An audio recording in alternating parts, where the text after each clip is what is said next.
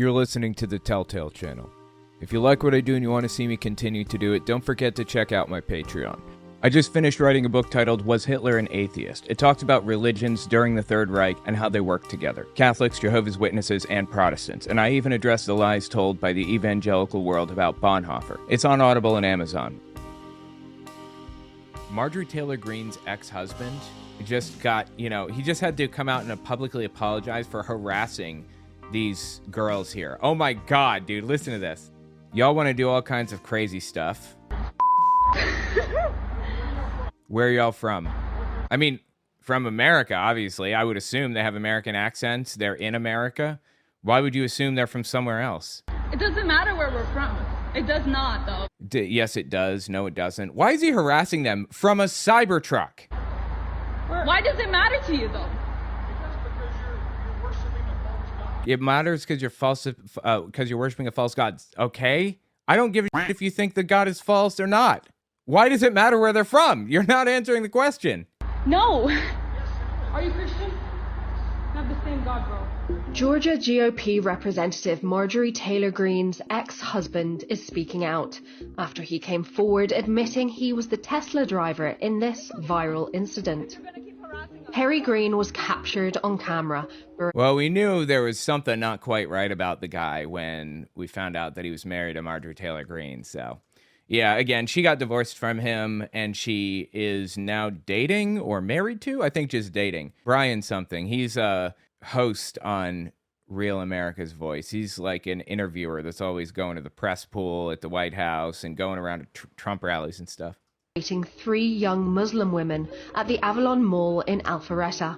Lawyers for the women had demanded a public apology from the Cybertruck driver. Greene met privately with the group at their mosque moments before he asked for forgiveness at a... Wow, dude. Okay, driving a Cybertruck in the first place makes me think that you're most likely a Nazi. Not like a guaranteed for sure thing, but it's, it's pretty dead to rights in my mind. But to start screaming at Muslims about them not being from here and worshiping false gods, like that kind of seals it. I'm not accepting an apology from you until I see a complete lifestyle shift. You know why he's apologizing? He's apologizing because this blew up and got attention. That's why.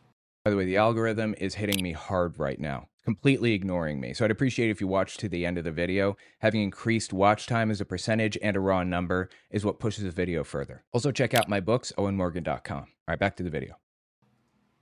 For forgiveness at a news conference. The women asked that their names not be used for safety reasons. I just wanted them to know that I humbly apologize to them because nobody should be treated that way. And Totally, absolutely. That's not the right way for us to treat anybody with any differences.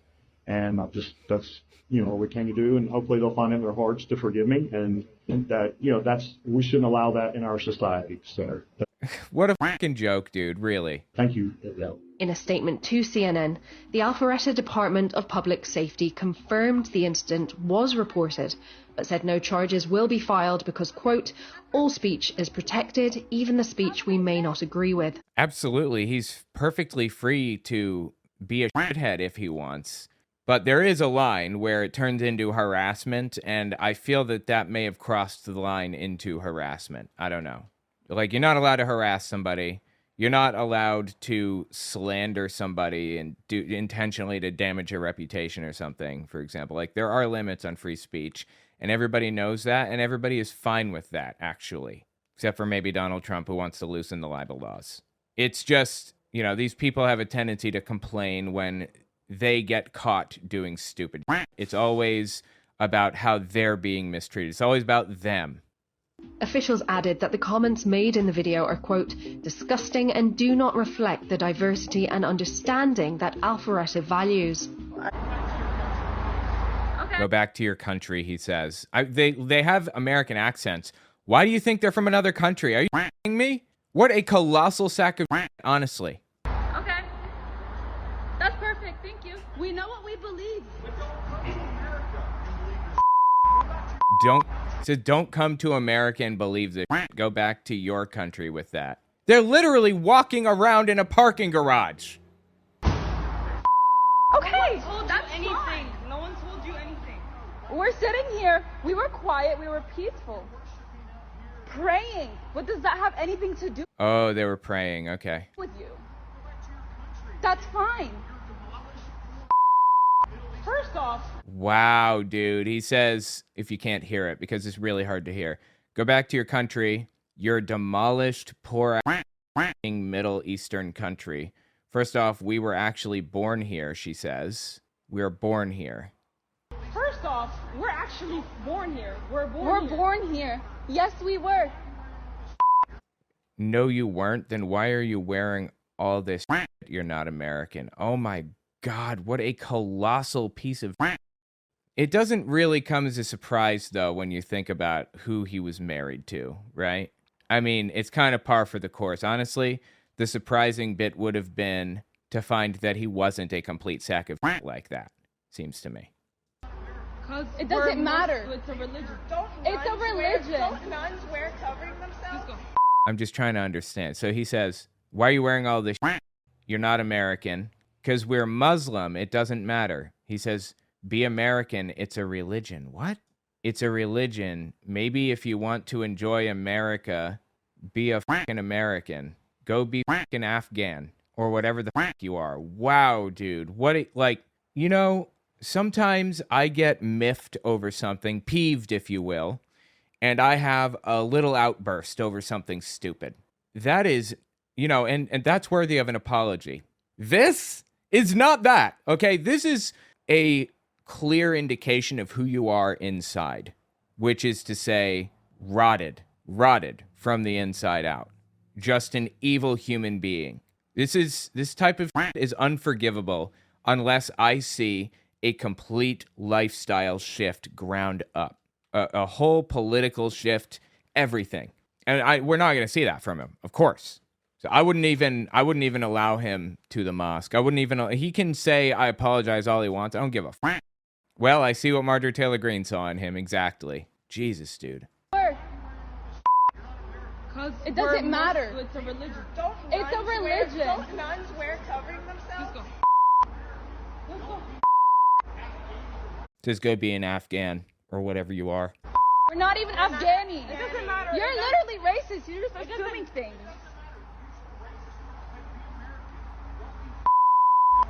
He says, it doesn't matter, use the racist word. Like he's upset that he was just called racist when he believes that people are called racist too often. What is racism if not this? What do you mean by that? Really? You don't think this is racist? What is racism? Racism is judging somebody. Well, you know what? Yeah, I would say this is racist. Racism is judging somebody based on the color of their skin or their ethnic background or whatever. And this dude is judging them based on their outward appearance, I guess one could say. Judging them based on their outward appearance. That is like dead to rights racist if I've ever seen it, right? Is that not like racist as f***? I have my brother is kind of center right, hates Donald Trump, but he's center right generally. And he says he feels like the left calls right wingers racist too often. It's one of the big complaints. Is this not racism? What is racism if not exactly what we just witnessed? It doesn't matter, use the racist word, but be American. Don't be fucking fucked up bull, he says. Wow. Assuming things.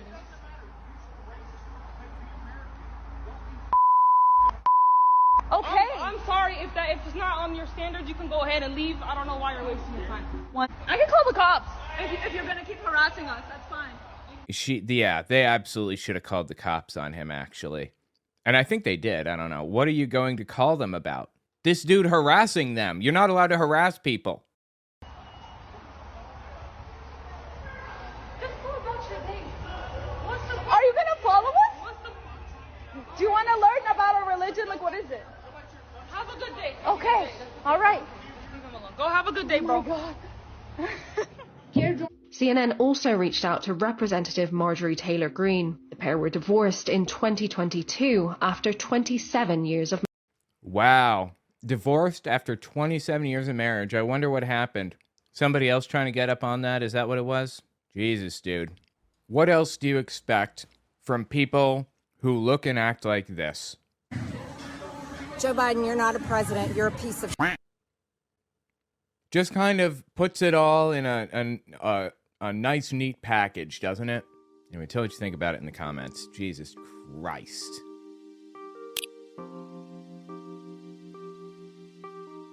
We'll be right back. Don't forget to check out my Patreon. Also, take a look at my website, owenmorgan.com. I just finished writing a book titled Was Hitler an Atheist? It talks about religions during the Third Reich and how they work together. Catholics, Jehovah's Witnesses, and Protestants. And I even address the lies told by the evangelical world about Bonhoeffer. It's on Audible and Amazon. There is nobody in their right mind who would support the tariffs that Trump suggested.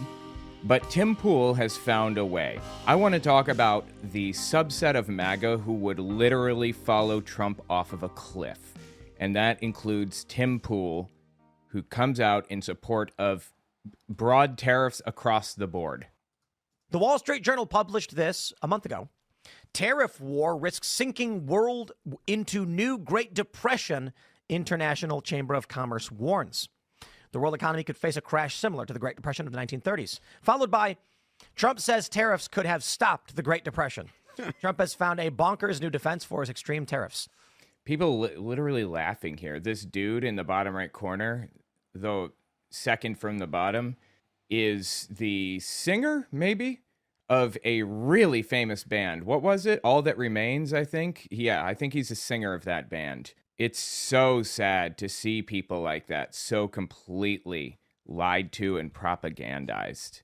By the way, the algorithm is hitting me hard right now, completely ignoring me. So I'd appreciate if you watch to the end of the video. Having increased watch time as a percentage and a raw number is what pushes the video further. Also check out my books, owenmorgan.com. All right, back to the video.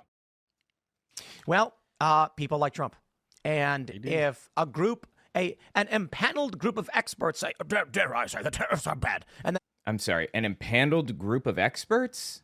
It's not about an empaneled group of experts. It's literally every human being on planet Earth recognizes how bad tariffs are. Are you kidding me right now? Trump goes, you're wrong, tariffs are good. People are going to be like Trump. You know, I'm sick of the credentialist class. Oh, for sure. The credentialist class. I'm sick of people who know things. Are you shitting me right now? You got to follow the real information. That's the most important thing. Tiffany Cianci was on the show last week. And if you haven't seen her work, she's here fantastic. Tomorrow. She'll be here tomorrow. Yeah. She's great. And Okay, this guy has a fly jacket, first of all. Second, this guy is a full-blown Nazi. He engages in Nazi apologia all the time. He was basically showing like, oh, expect another depression coming, like 2008. She believes there's about to be a collapse, economic collapse. They might use the tariffs as the scapegoat. Okay, there you go. There's the answer. These people know tariffs are going to cause an economic collapse, and they're trying to find some other reason why there could be an economic collapse other than the fact that Trump just manufactured one for no fucking reason. Be a collapse, economic collapse. They might use the tariffs as the scapegoat, but that people have been packaging. Gosh, I wish I could remember exactly how she was describing it. Packaging like mortgages. It might be another mortgage. Are you kidding me right now? All right, I'm sorry. I'm stopping pretty often. Let's step back and listen to his whole bit, and I will tear it apart. Tomorrow, she's great. And she was basically showing like, oh, expect another depression coming, like 2008. She believes there's about to be a collapse, economic collapse. They might use the tariffs as the scapegoat, but that people have been packaging. Gosh, I wish I could remember exactly how she was describing it. Packaging like mortgages. It might be another mortgage scandal. It's not a mortgage this time. It's I don't remember the exact the details, but it wasn't mortgages. It was retail. Like there was a lot of retail. Yeah, she'll be back tomorrow. Okay, what they're referring to is the 2008 mortgage crisis or the economic crisis, when the reason all of that happened in the first place was because smaller financial institutions are taking or are granting loans to people, and when those loans are granted, they rate the loans on how likely or unlikely they are to pay the loan off. So if somebody has a credit score of like 550 and they get a really big loan, they might get like a C rating or something. But somebody with like a score of 800 who makes a ton of money and is always, no black marks or anything, they would get like a AAA rating. Well, these bankers were slapping the wrong rating on loans intentionally. They sell larger loan packages to these gigantic financial institutions called Fannie Mae and Freddie Mac. They sell them to them for a discount so that the banks have the money up front for the loan. So the banks don't have to pay the money up front, basically. Fannie Mae and Freddie Mac pay the loan. And Fannie Mae and Freddie Mac get like discounted amount of money. So over the course of 30 years, Fannie Mae and Freddie Mac make money, and the smaller banks don't have to put anything out right now anyway. So these scumbags were lying and claiming that the loans that they were packaging as AAA were actually AAA when they were like C-rated loans. They were poorly rated. So Fannie Mae and Freddie Mac like build up this whole thing based on, you know, they build up equity and they build out their whole system based on the belief that these loans are most definitely going to be paid back. And when people stopped paying, or when they defaulted, or when they failed, or when it was like foreclosed on or whatever, everything fell apart. And I think something like 20% of the people in the United States in 2008, I believe, lost their job or some crazy thing because it was such a massive market upset. So anyway, that was what the financial crisis was in 2008. It was a bunch of scumbags who, guess what, never faced accountability for that. Literally one person went to jail for that. Anyway, that's what happened. So they're claiming something about retail is happening now? What? God, they will come up with any excuse other than it's Trump's fault. He's the moron here. Scandal's not a mortgage this time? It's in I don't remember the details of it, but it wasn't mortgages. It was retail. There was a lot of retail. Yeah. Retail something is causing... Are you kidding me? You really can't just accept that it's Donald Trump pushing tariffs for no fucking reason. Be back to mortgage-backed securities, CMBS, yeah. Mm-hmm. What is there? Commercial mortgage-backed securities, I've heard that as well. And I've also heard a lot about municipalities levering up and that stuff getting repackaged. Yeah. They have no idea what they're talking about. None of them do. They're completely clueless and dead set on not blaming Trump, no matter what. They just cannot do it. This is an embarrassment. This is how MAGA is dealing with the tariff situation, FYI. However, not all of MAGA is really happy with what's happening right now. Ben Shapiro came out against the tariffs, surprisingly.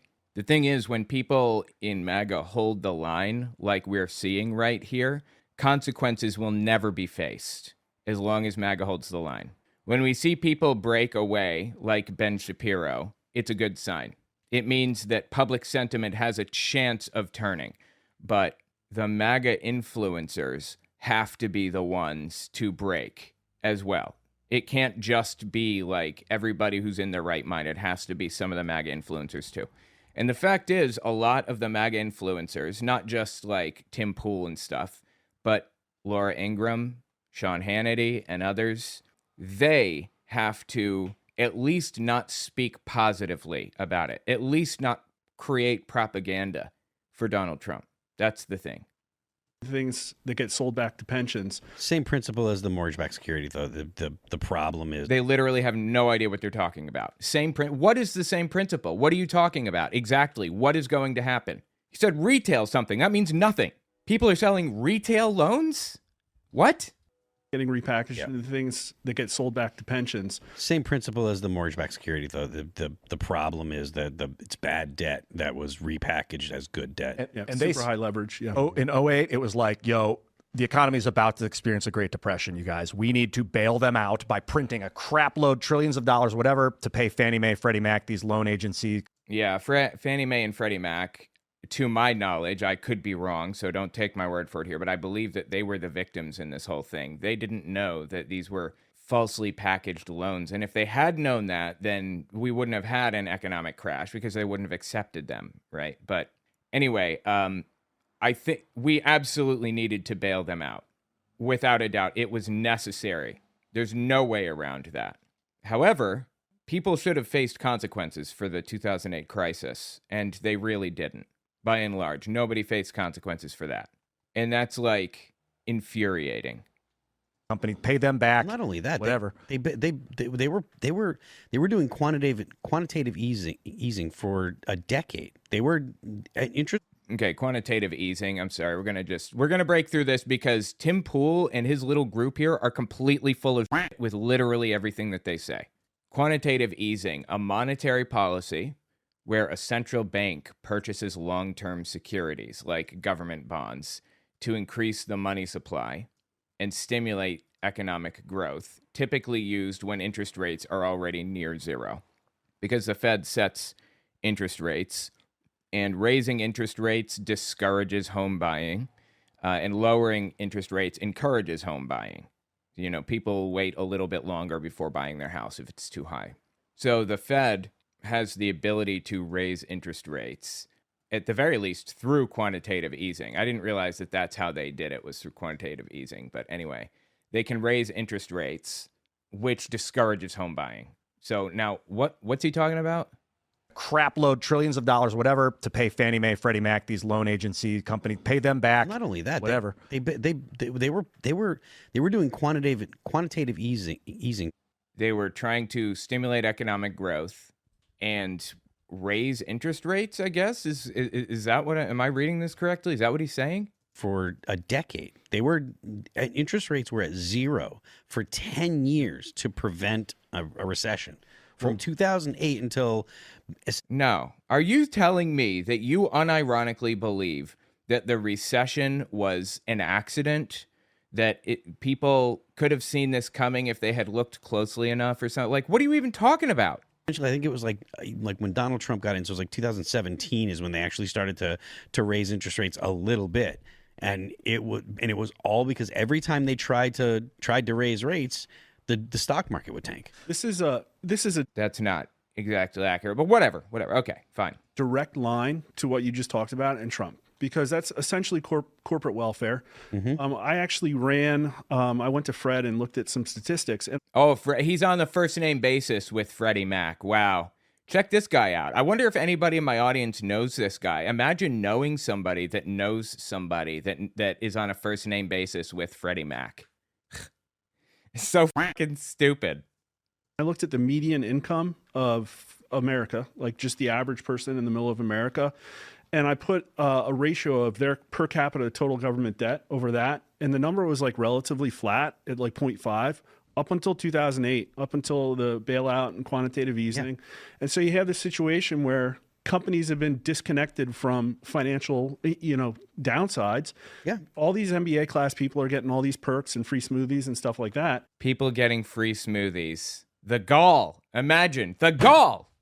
And that number went from 0.5 to 2.5 just over the last 15 years. So your average American is 5 times less capable of paying down their per capita share of the debt. Wow, that's so fascinating. That's why Trump's in office. And all that money that went into the economy, it was being loaned at 0% or whatever. Oh, that's fascinating. So what he just said is the reason we are in a bad situation and we have such a high debt in this country is because people who make under $400,000 a year are not paying their fair share in taxes. That's basically what he's complaining about right now.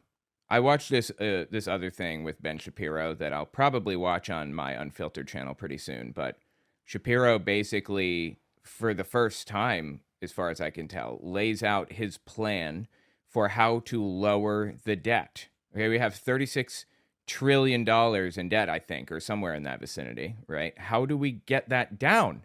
Like, we're not taking in enough money to make this work. And Ben Shapiro's answer to that was entitlements. Start cutting entitlements. Now, I get the impression from the word entitlements that it's a bad thing, that people feel entitled to these things and it's stupid. But then I remember that I have been paying 15% extra in FICA taxes every single year since I entered the workforce. I am entitled to that. If you prefer, the word could be obligation, mandate. The government is required to give this to me because they took 15% and promised me that 15% that they were taking every year would be available when I was 65 for Social Security and Medicare and Medicaid and stuff. It's not entitlements because woke SJWs feel entitled to things. It's entitlements because I fucking paid that in. So Ben Shapiro's answer to the debt crisis is cut entitlements. So you're just taxing people more is the answer. But you're not taxing the rich. You're taxing the poor. You're taxing the poor. The rich don't even pay into Social Security, not any more than anybody else. Okay, you got a billionaire. Somebody makes $1 billion in a year, say. They pay, just hypothetically, say for a moment we have a flat tax. They pay 15%, we pay 15%. So they're paying $150 million in taxes, right? And somebody makes $50,000 a year, for example, is paying $7,500 a year. Obviously, percentages mean that the billionaire is going to pay more, but they're paying the same rate. But that's not how it works with Social Security, because there's a cap on it. You don't pay an amount beyond $120,000 a year. So you're only being taxed on that first $120,000. So I pay in, say, $10,000 a year into these FICA taxes, and Jeff Bezos also pays $10,000 a year into the FICA taxes. So Ben Shapiro has smoothly and cleanly found a way to tax the poor more, to lower the debt by taxing the poor and cutting taxes on the rich. This is fucking wild, dude. This is wild that we are in this situation. There is absolutely no way out of this without taxing the rich.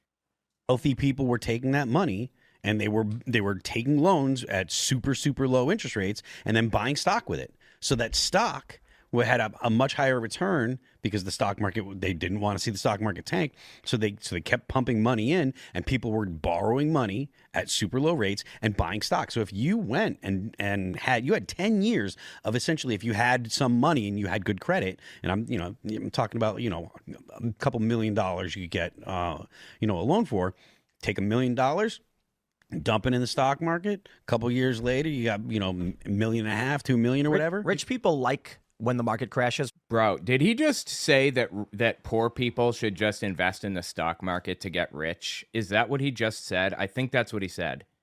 Credit, and I'm talking about, a couple $1 million you could get, a loan for. Okay, wow. If poor people would just get a little loan of a couple $1 million and invest it in the stock market, then they wouldn't be poor anymore. These idiots. $1 million, dump it in the stock market. A couple years later, you got, $1.5 million, $2 million or whatever. Rich people like when the market crashes for a variety of reasons. They're insulated from it. They're wealthy, so they can buy what they need when they need it. I'm sorry, that was the stupidest shit I think I've ever heard in my entire life, what he just said. If I'm interpreting this correctly, what he said about rich people, I'm sorry, about poor people just borrowing $1 million. Did I misunderstand this? The price of milk and eggs doesn't faze them. But here's the best part. If you take out a $100,000 loan to buy a house, let's say it's 20 years ago, and you make $100,000 a year. Let's say you saved up 100% of your money. Let's just say let's say you worked for 1 year and you saved $100,000. But you financed the house.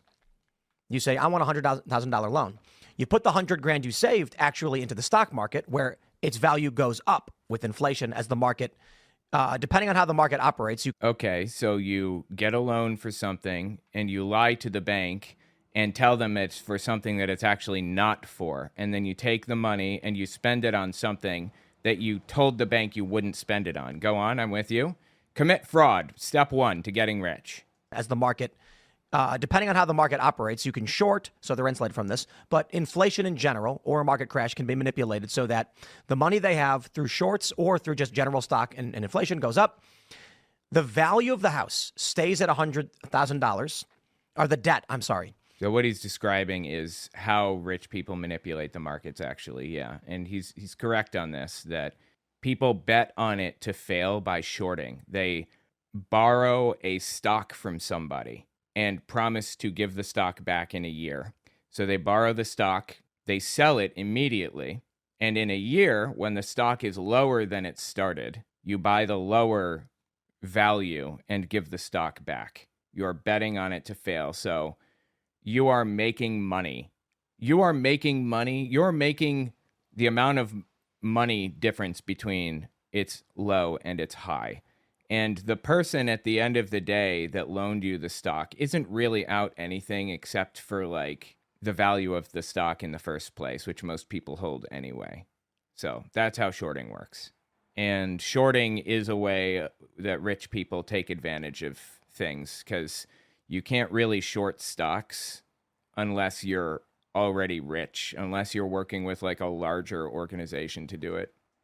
And as the dollar inflates, the amount of money the average person has to get paid goes up. That means the amount of labor you owe to pay back the debt in the house goes down over time.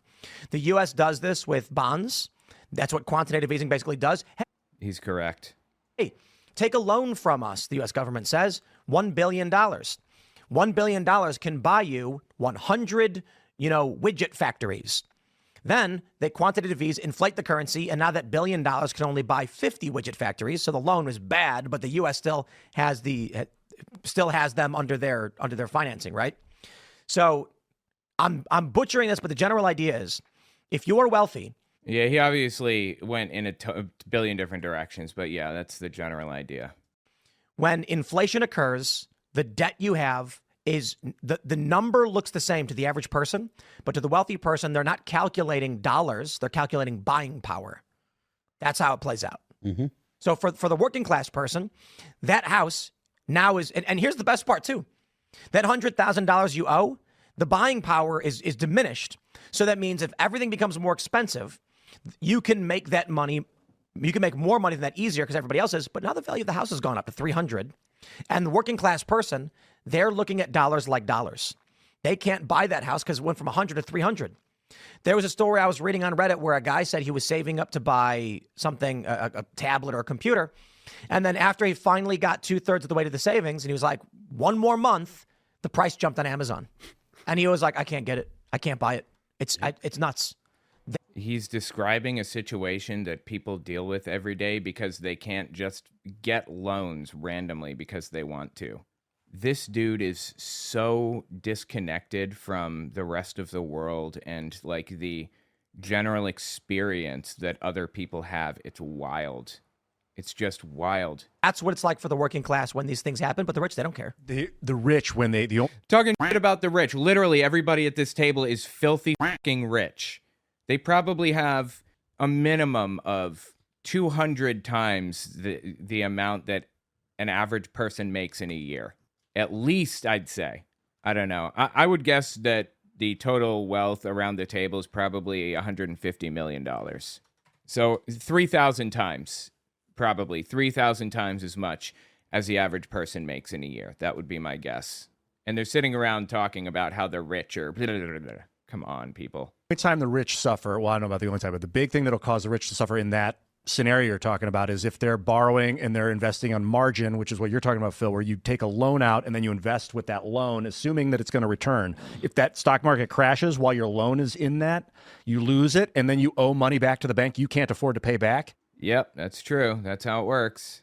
And they start taking your stuff, and that's what happened in 1929. People were defaulting on their they were investing on margin though. On their margins, yeah, they were taking out loans to invest, and then when the market. So what happened in 08? They're like, crap. We need to make sure that market does not collapse because everyone on margin right now will go under. So they just print a bunch of money, which they couldn't do. That is not what happened exactly. They had to bail the banks out. There was a bank run. People started pulling their money out of the bank because they believed that it wasn't going to be there for long. And the Federal Reserve printed money to put the dollars in the bank so that people would be able to withdraw it, because banks are allowed to invest 3/5 of the money that are in the bank at any given moment. So you deposit $1,000 for your monthly pay or whatever. The bank is allowed to take 3/5 of that, which is, what is that, 600? They're allowed to take 600 of that and invest it.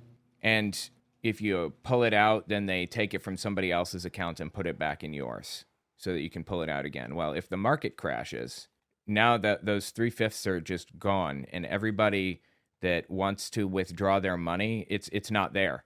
The wealth has been lost because the value, the trust in the whole system is falling apart. In 29, they didn't really I've heard that the Great Depression was that the Federal Reservists used that as an excuse to take, you need us so that we make sure your stock market will never crash again. You can't allow the stock market to crash. It affects normal people that are, not billionaires. It affects them too. Very, very much. Just the government and real money because it's too risky. That was their... You know what Trump's doing with this? I think all the stories are BS. I think the Democrats Here we go. are getting whipped into a frenzy by saying Trump's policies are dumb. I think that the Republicans saying no, tariffs this, tariffs that, are missing the big picture. Trump, with this global tariff move, is intending to stab the liberal economic order in the heart. Are you fucking kidding me right now? Okay, let me tell you what tariffs are. And let me give an example, because some people in the audience, I know, probably aren't familiar with this. They haven't been involved in economics for a long time. So bear with me if you're already familiar with this. But imagine you have an apple cart, and you sell apples for $1 in your little town. And there's a town about half a mile that way that also sells apples, but their apples are 50 cents. So people walk half a mile, and they get cheaper apples. Well, the little unincorporated township that you're a part of, they don't want you buying those apples, because when you go out of the town to buy apples, the total money that's circulating in the town goes down because some of it is going outside of the town. So they'll put a gate at the, between the unincorporated township and the other municipality, and they'll charge you $3 every time you want to go buy an apple from the other guy. So now his apples cost $3.50 effectively, but you're still paying 50 cents to him, but you're paying $3 to the gate guard. It's a way of encouraging people to purchase locally, to keep money inside of the system. So what happens is the guy that is selling his apples for $1 in your little town will now raise his rates to $2.50 instead, because it's still a discount from where it was previously. And everybody is getting price gouged and f***ed. And who's paying that tax? Who is the gate guard in this scenario? The gate guard is the government, and the person paying them is you. China isn't paying tariffs. You are paying tariffs. He's taxing me and you more. That's what's happening. And he's not now reframe this and imagine that it's a diamond mine that we want to go buy diamonds outside of our little town. We don't have a diamond mine in this town. Why would we tariff a diamond mine? We can't get diamonds here. There's no reason to tariff. It is literally just to hurt people. That is it. That is the goal. There is no deeper meaning, no overarching plan, no nothing. And you know how I know there isn't an overarching plan?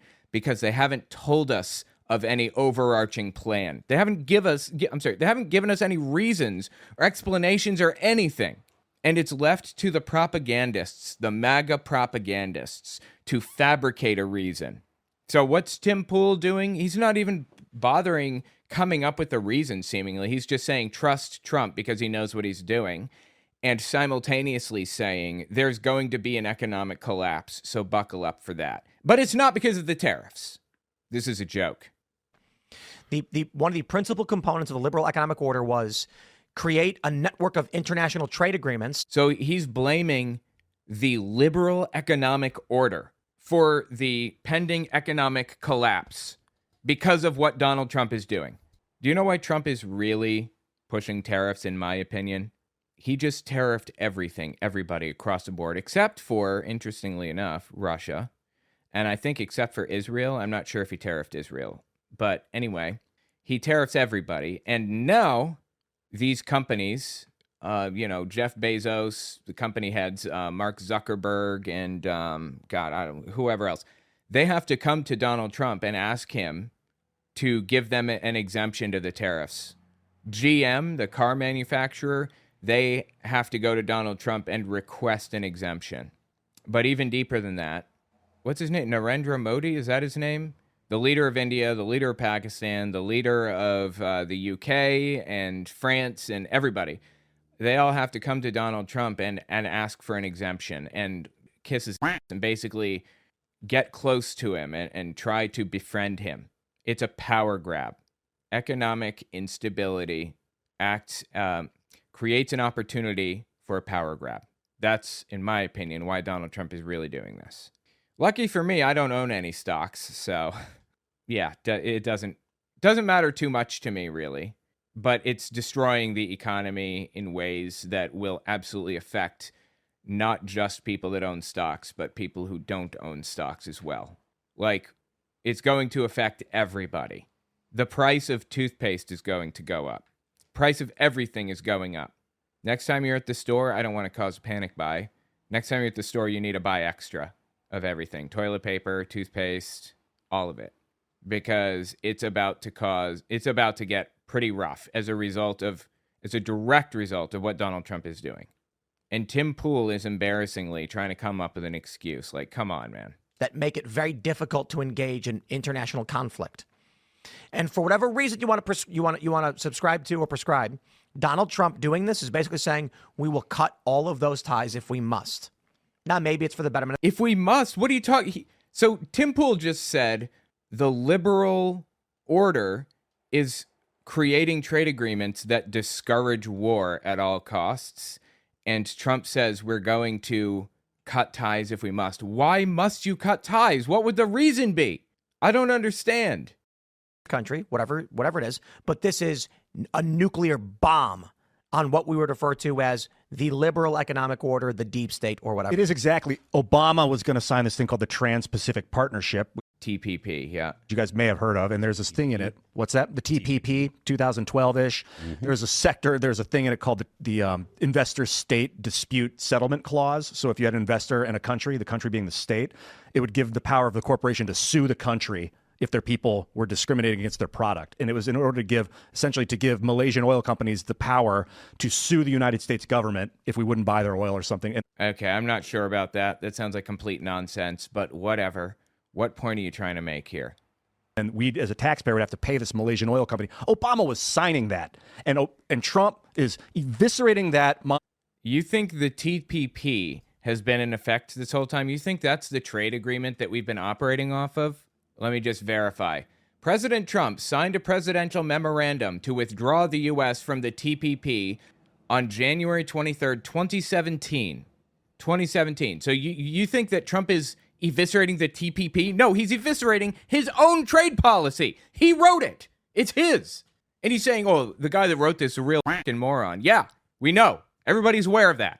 Oil companies the power to sue the United States government if we wouldn't buy their oil or something. And then we, as a taxpayer, would have to pay this Malaysian oil company. Obama was signing that. And Trump is eviscerating that monster. He is eviscerating it? Are you shitting me?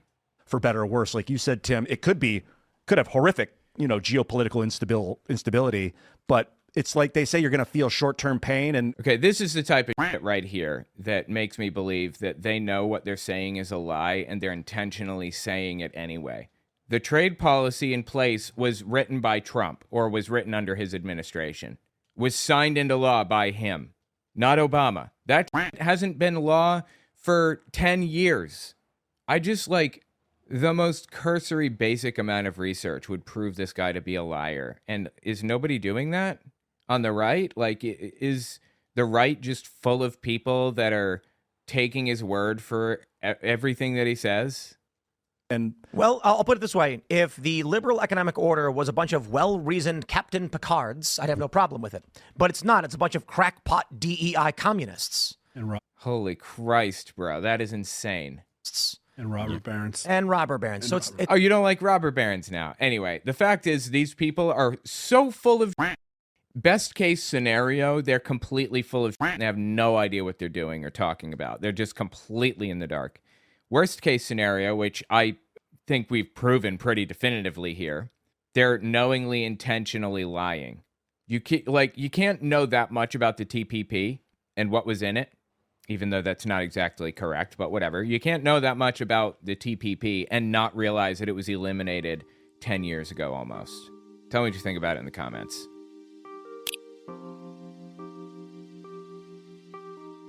We'll be right back. Don't forget to check out my Patreon. Also, take a look at my website, owenmorgan.com. I just finished writing a book titled Was Hitler an Atheist? It talks about religions during the Third Reich and how they work together. Catholics, Jehovah's Witnesses, and Protestants. And I even address the lies told by the evangelical world about Bonhoeffer. It's on Audible and Amazon. Turns out Mike Lindell has decided that he wants to run for governor of Minnesota. I don't think he has a chance for what it's worth. Check this out. Of the state of Minnesota, because right now we have a voice that could be big enough where when I do my due diligence and we're going to do polling, we're going to get a couple different polls to be taken. We're going to be doing, you do all kinds of due diligence. I'm just checking. What the hell does that mean? Did he just like go in circles and say the exact same like 6 times? To do polling, we're going to get a couple different polls to be taken. We're going to be doing, you do all kinds of due diligence. I'm just checking into all this now, but they're saying, well, why would you consider it now and you didn't consider it then? Because we got our voice back, and all the lies that Waltz is putting out all the lies that Tim Walz is putting out, because of course he'd be running against Tim Walz, you see. Oh my God, dude, this guy, it is so absurd. See through them. It won't just be me saying it, or we're saying it on Lindell TV. The whole world will be screaming it, that these lies will be uncovered, and what are they going to do? Well, Mike Lindell, he was a crack addict. No, I don't. Look, no one cares that you were a crack addict. Everybody is fully aware of that. And that's not a deal breaker, I've come to find. In this political environment, not necessarily. If you clean your life up, pull it together, you can do it anyway. The deal breaker is the absolutely psychotic shit that you engage in regularly, which we'll get to in a second. By the way, the algorithm is hitting me hard right now, completely ignoring me. So I'd appreciate if you watch to the end of the video. Having increased watch time as a percentage and a raw number is what pushes the video further. Also check out my books, owenmorgan.com. All right, back to the video. Yeah? What else you got? So there you have it. Rick, I kind of surprised you with that. I am considering it, and I'm going to do due diligence over these as we roll. God, dude, how many times are you going to say that word or that term, due diligence, due diligence? How many is that, like 17? Somebody count. About this, I'm going to make some bigger announcements tomorrow, and hopefully that we'll find out that the polling will do, and all this stuff will show. I think it's going to show. I live here in Minnesota. Everywhere I go, nobody wants Tim Walz. They don't. Okay, wow.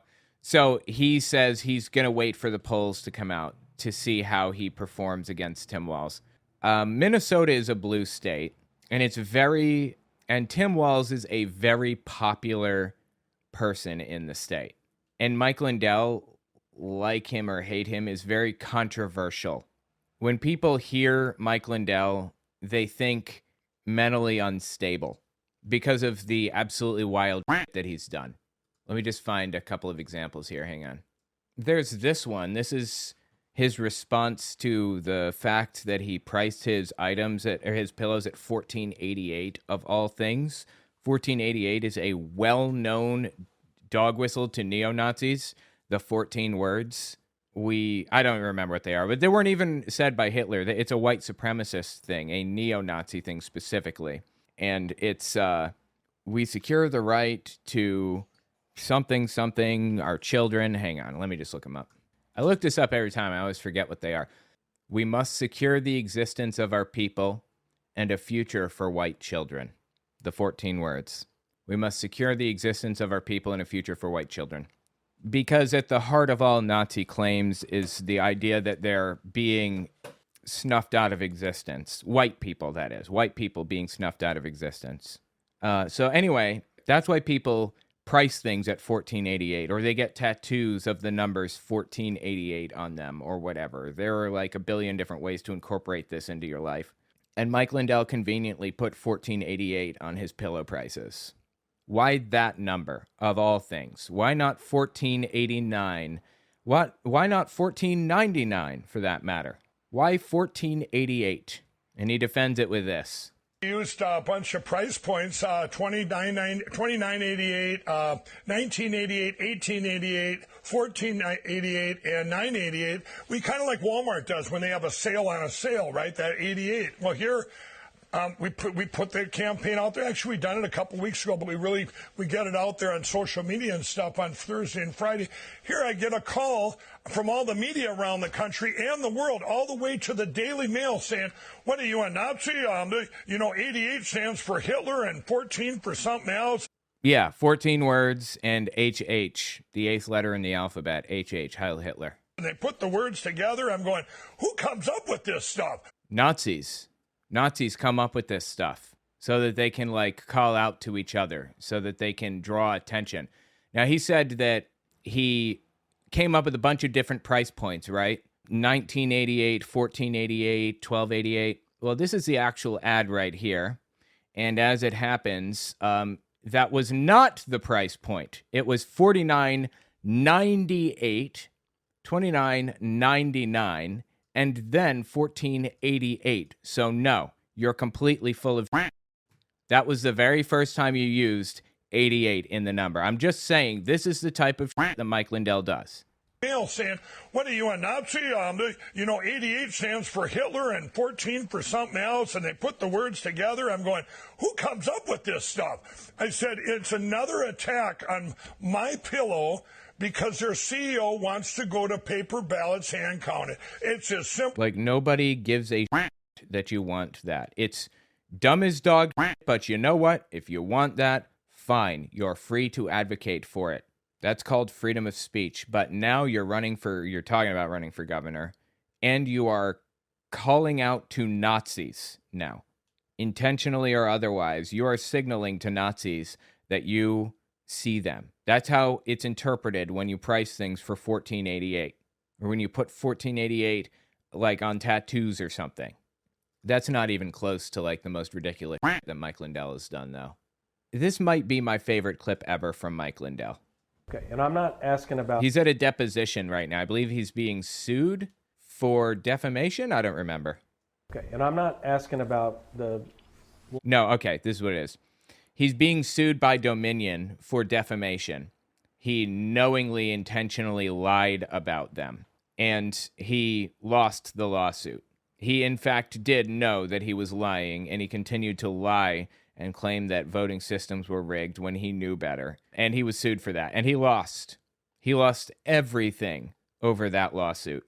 So the opposing counsel is deposing him. They got him in deposition. Listen to how it went. Okay, and I'm not asking about the lumpy pillow calls. No, they're not lumpy pillows. That's not what they call on. Okay? When you say lumpy pillows, now you're an asshole. Okay, got it. Now we know what pushes Mike's buttons, right? Got that? You're an asshole, is what you are. No, he's an asshole. No, he's an ambulance chasing asshole. That's what you are. The lumpy pillows, kiss my ass. Put that in your book. Aren't the pillows known for being lumpy? I think they're famous for that. Intentionally. That's how they're designed. You take a big you take a big cloth bag and you cut up a bunch of foam and you dump the foam into the bag and boom, you have a MyPillow. It's lumpy by design. What are you about right now, Mike? No, they answer anything, any problem customer that wants to reach Mike Lindell. Those are the ones. I want to talk to Mike Lindell. I want to talk to Mike Lindell. They send them to here and they go, or they call about maybe they didn't get their pillow on time because of the FedEx or whatever. Well, we'll cover them even though it could be somebody else's fault. Okay. Nobody called because of a lumpy pillow. But good one, though. You done? Yeah, I'm done. What I'm saying... Obviously, you don't have a MyPillow. You're not done. Why are you continuing? You said you were done. If you're not done, then say no. Really. I have a MyPillow, too. You don't, do you? Why would this dude have a MyPillow? You know what? You should send one to him, Mike. What I'm saying is, Mr. Lindell... What? Go ahead. No, I'm pissed. God, dude. I understand. Yeah, go. When you're saying what? Do you need to take a break? No, I don't need to take a break. All right. Here's what I'm asking. Dude, he's such a fucking asshole, really, Mike Lindell is. He's so touchy. Take a break. Here's what I'm asking. Your sir. lumpy pillow question kind of set a nerve.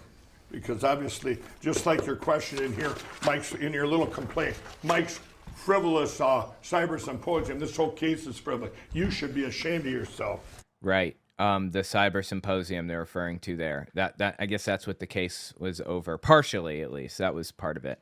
Mike Lindell held a cyber symposium where he claimed that he had data that proves that the elections were hacked, or that they were whatever. And he basically gets up there and for 8 straight hours just lies and propagandizes and claims that he knows for a fact that it was rigged and all this other. And he holds this contest there at the cyber symposium where anybody who is credentialed, who works in the field, can enter the contest to prove that the election was not stolen using his data that he has and like one of the laptops that they make available to you and a program called Wireshark. So that's not how the burden of proof works, but whatever. A guy goes in and he does it. He goes for it. He says, all right, I'll give it a shot. And he actually proves Lindell wrong. He proves that the data was nonsense. He uses Wireshark to open the packets, like the data packets that Mike Lindell claims is data. I don't know how that would have even proved the election was stolen anyway. But he opens it and finds that it's just garbled nonsense. It was meaningless data that he just downloaded from some other place. It had nothing to do with the election. Here, this is Lindell talking on that specific thing. Reality is. Well, it is the reality. It is fake news. It's the biggest scandal. So judges ruled that this guy won the contest, and Mike Lindell absolutely does owe him $1 million or $10 million or whatever it was. I don't remember now. He owes him this money. Fair and square. No way around it. Here I am on a family trip with my grandkids, and I'm attacked from all over the country. News reporters call me all day. Brother, you set every part of this up. This is 100% completely and totally your doing. Isn't it kind of strange this comes out the day after Fox settles with Dominion? This guy's not a cyber guy. I don't even know how he got in there with his credentials he has. He's an IT guy, a computer guy, but he's not a cyber guy. What the f*** is a cyber guy? He worked in the IT field for like 20 years or something. He was very credentialed and knew what he was doing. He was 100% a cyber guy if a cyber guy exists anywhere. But Mike Lindell is just trying to come up with an excuse for why he's in the right and everybody else is in the wrong. Now, you say, well, why did these guys rule against this? Well, the three arbitrators, hard left Democrats. You were the one that chose arbitration. The clause in the contract that he had to sign when he signed up for the contest said that he waives his right to a jury trial and he has to go through arbitrators. That was Mike Lindell's doing, okay? That was you, Mike. My God. Everything out of this dude's mouth is trash. And I've caught him outright, flagrantly lying, just knowingly, intentionally lying before on Greg Locke's thing, on his stage. He went to Greg Locke's church and talked, and he, beyond a shadow of a doubt, knowingly, intentionally lied. Which, of course, was the thing that was decided in the Dominion suit, so everybody already knew that he was a liar. Anyway, we'll see how it goes. We'll see if he gets anywhere with this, this governor thing. Let me know what you think in the comments.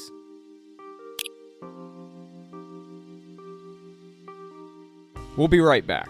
Don't forget to check out my Patreon. Also, take a look at my website, owenmorgan.com. I just finished writing a book titled Was Hitler an Atheist? It talks about religions during the Third Reich and how they work together. Catholics, Jehovah's Witnesses, and Protestants. And I even address the lies told by the evangelical world about Bonhoeffer. It's on Audible and Amazon. Russell Brand, if you're unfamiliar, he's a comedian that turned right-wing the moment that accusations of taking advantage of people, if you will, surfaced. Kind of interesting that the Republican Party seems to serve as a safe haven for all of the fists and and harassers, right? That's kind of odd. Anyway, I understand that he's been indicted and he's going to go through the whole criminal trial now, and he's responded to it. Hello. Firstly, thank you for these incredible and overwhelming messages of support. We're very fortunate in a way to live in a time where there's so little trust in the British government. We're very fortunate, I suppose, that this is happening at a time where we know that the law has become a kind of weapon to be used against people. This is disgusting, dude, honestly. You're going this route, you're being lied about and all of this. There are multiple accusers and multiple instances, like over the course of 10 years or something. I think this happened like 3 or 4 times. We're going to talk about it in a second. And the moment these allegations start coming out, he says he gives himself to Jesus. Gives himself to Jesus, and he's had a right-wing awakening. This is the last safe haven for sexual assaulters. This is what they always do. If Harvey Weinstein got out of jail tomorrow, he would be a Republican. I don't know what he is, but he would be. By the way, the algorithm is hitting me hard right now, completely ignoring me. So I'd appreciate if you watch to the end of the video. Having increased watch time as a percentage and a raw number is what pushes the video further. Also check out my books, owenmorgan.com. All right, back to the video. People, institutions, and sometimes entire nations that will not accept and tolerate levels of corruption that are unprecedented. I'm speaking particularly to those of you that are watching this in the UK. How do you feel about your legal system right now? How do you feel about some of the high-profile cases that are not being pursued and prosecuted? How do you feel that the Southport murders were handled? How do you feel about the government of Keir Starmer? I'm not sure which specific things he's referring to, but the Muslim immigration situation in the UK is a massive culture war issue right now. Like, Republicans equivalents there, conservatives, the Tories, are hyper focused on Muslims being destructive to society and everything else. And you know, I don't like Islam. I don't believe in Islam. I think Islam is destructive as well. But there's a line where it crosses from criticizing the religious tenets and practices, when it crosses from that into full-blown, hateful, vile, racist, bigoted nonsense. And the British government and the the Conservative Party there and everything have very clearly crossed that line. They crossed it a long time ago. So I don't know what specific things he's referring to, but considering the fact that Muslims are the Mexicans of the UK, I would assume that it has something to do with that, if I had to guess. Now, that's just sort of general context. Me, I've always told you guys that when I was young and single, before I had my wife and family, we're just out of shot over there, my beautiful children, I was a fool, man. I was a fool before I lived in the light of the Lord. I was a drug addict, a sex addict, and an imbecile. But what I never was a rapist.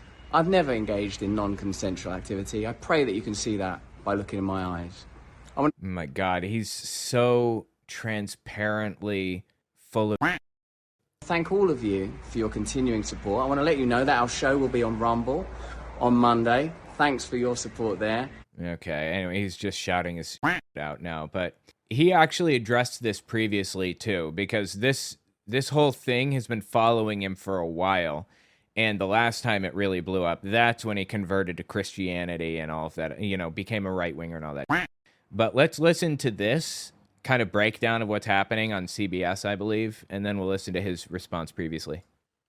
Well, actor and comedian Russell Brand has been charged with rape and sexual assault, according to Britain's Crown Prosecution Service. You might know Brand from films like Forgetting Sarah Marshall and Get Him to the Greek. Get Him to the Greek is the one that I heard about him in first. Brand has denied the allegations, saying all of his relationships have been consensual. NBC News correspondent Danielle Hamamjian joins us now from London. Danielle, these charges are the result of an investigation into Brand that began back in 2023. Tell us more about these allegations.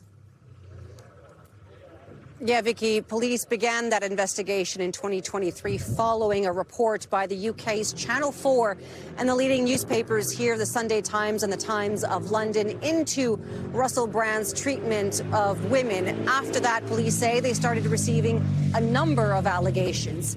Fast forward a year and a half, and the accusations against Brand, who is now 50 years old, relate to alleged historical offenses against 4 separate women between 1999 and 2005. That sounds like a serial abuser to me. I mean, I don't know the situation, obviously, but that's what it looks like. The comedian and actor has now been charged with 1 count of rape, 1 count of oral rape, 2 counts of sexual assault, and 1 count of indecent assault. Police say the alleged offenses took place both here in London and in a place called Bournemouth, which is on the south coast of England. The CPS, the Crown Prosecutor Service, said they carefully reviewed all the evidence and came to the conclusion that indeed Russell Brand should be charged with those offenses. Wow, man, that is absolutely nuts. I mean, it seems pretty dead to rights. They don't usually bring this shit up. They don't usually charge people like this unless, certainly not later, and certainly not if they're famous.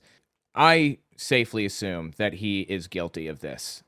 Just based on what I've seen with his personality and the things that he said and done, the way he defends himself, the way that he moved to Christianity, like, when this started coming up, yeah, I'm thinking he's probably guilty, but I guess time will tell. But keep listening here, see what else they have to say. It took a long time for these charges and this investigation to come to light. What are we hearing from Brand or his attorneys today? Well, Brand has had quite the journey. He's talked a lot about his wilder days, his sex addiction, drug addiction, and in recent years, his conversion to Christianity. Conveniently, right when this all started.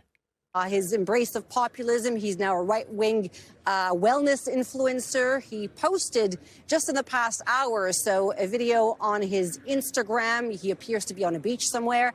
He starts talking about politics, but eventually addresses the charges against him. Take a listen. I was a fool before I lived in the light of the Lord.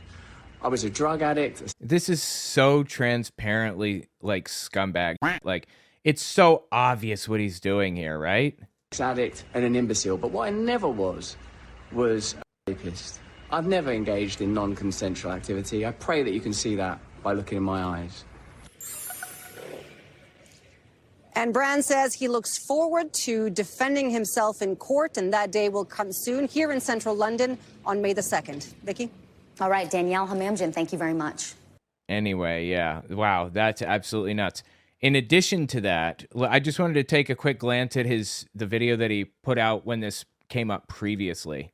Hello there, you Awakening Wonders. Now, this isn't the usual type of video we make on this channel where we critique, attack, and undermine the news in all its corruption, because in this story, I am the news. I've received 2 extremely disturbing letters, or a letter and an email, one from a mainstream media TV company, one from a newspaper, listing a litany of extremely egregious and aggressive attacks, as well as some pretty stupid stuff, like my community festival should be stopped, that I shouldn't be able to attack mainstream media narratives on this channel. But amidst this...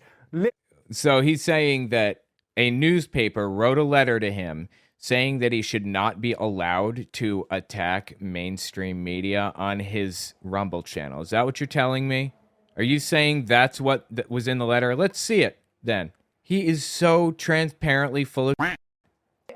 of astonishing, rather baroque attacks are some very serious allegations that I absolutely refute.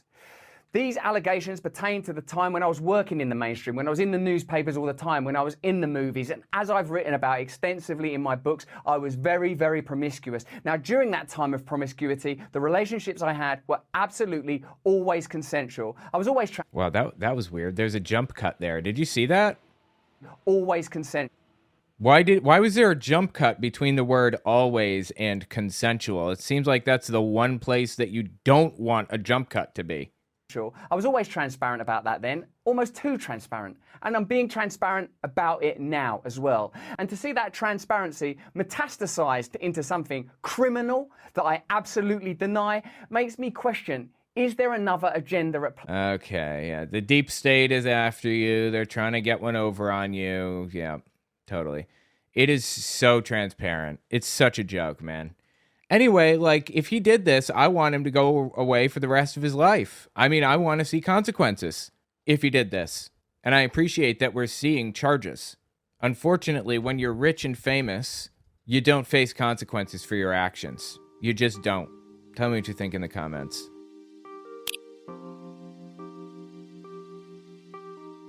We'll be right back. Don't forget to check out my Patreon. Also, take a look at my website, owenmorgan.com. I just finished writing a book titled Was Hitler an Atheist? It talks about religions during the Third Reich and how they work together. Catholics, Jehovah's Witnesses, and Protestants. And I even address the lies told by the evangelical world about Bonhoeffer. It's on Audible and Amazon. Obama commented on what Donald Trump is doing right now. Check this out.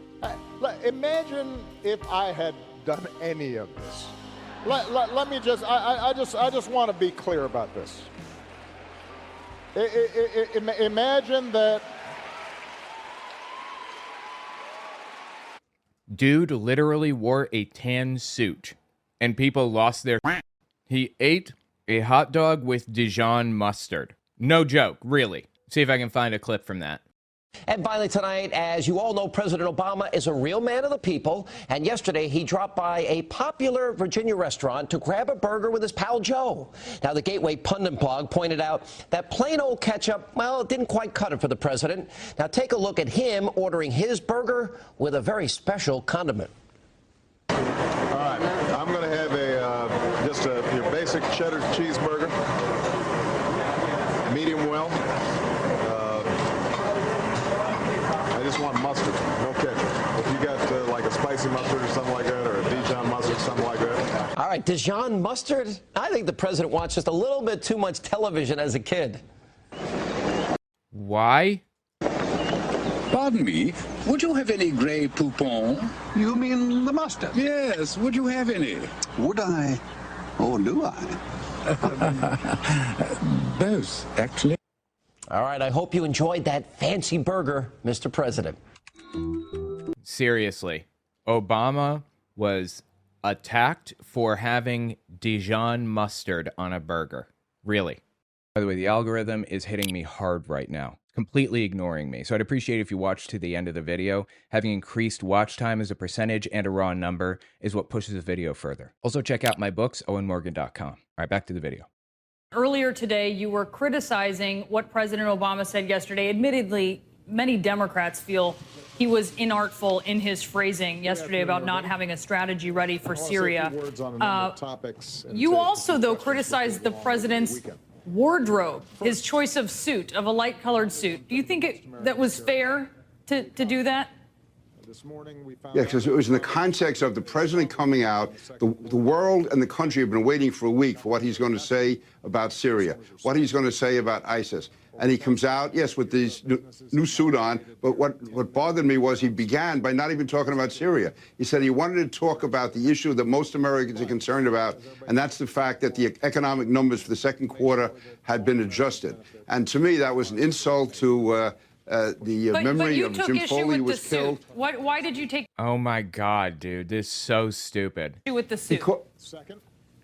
Because you know the image makers in the White House. Here's a president coming out at such a serious moment where he should be addressing the country on such a serious matter, and he looked like he was on his way to a party at the Hamptons, which would have been fine if he addressed the issue at hand. But instead, he started talking about the economy, saying... So the point that I'm getting to so laboriously is that Obama would have been impeached yesterday if he had done any single one of the things that Trump has done, any one of them.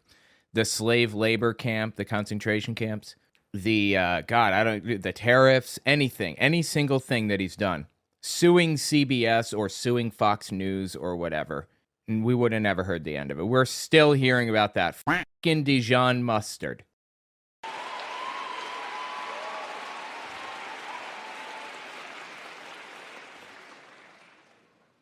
Imagine if I had pulled Fox News' credentials from the White House press corps.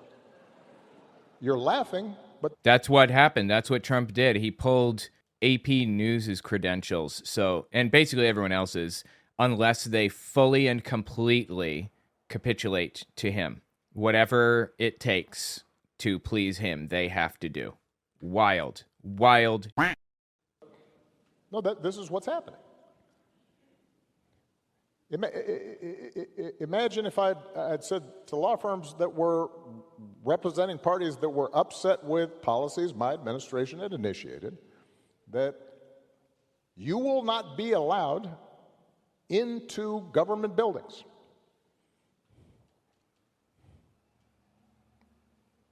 We will punish you economically for dissenting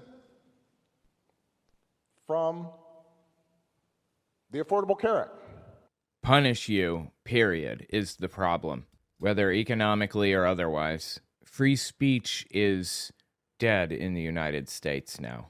I didn't expect fascism to come so quickly. It all just happened at once. But you know what? Like, that same played out in this exact same way in Germany. Like, Hitler lost the election and everybody felt reasonably secure in the idea that he wasn't going to be running things, and then he's appointed to chancellor. And it took him, I think, 53 days to destroy and completely dismantle democracy from the ground up. 53 days. That's how fast it was in this case, too. Rapid. Project 2025 was a guidebook to dismantle democracy in the first 100 days. And Trump just put put his foot on the gas. Or the Iran deal. We will ferret out students who protest against my policies. That's the death of free speech right there. It has a chilling effect. People are afraid to speak up. I'm afraid to speak up. I'm doing it, and I'm going to continue doing it. But, I don't know if the other end of this has me in a concentration camp like El Salvador. In all seriousness, I don't know. It's unimaginable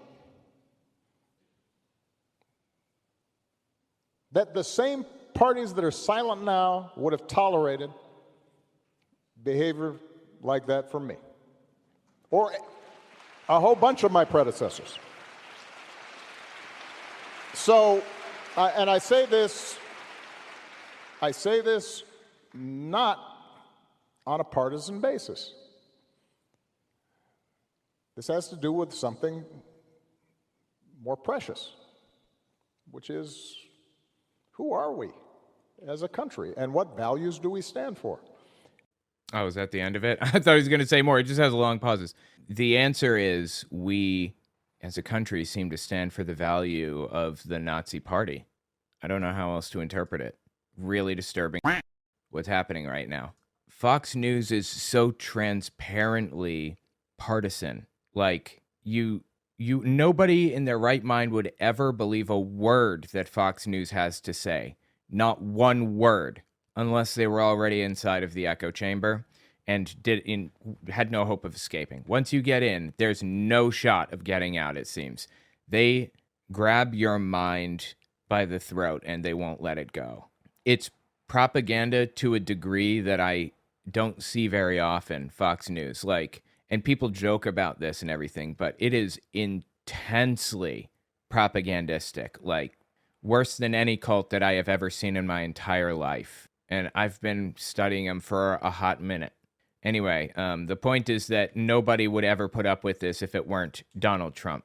Part of that is because they love the guy, they adore him, they do anything for him, they believe in him, they want to see him succeed and all that other shit. And the other part is they fear him. I'm talking about the Republican representatives right now.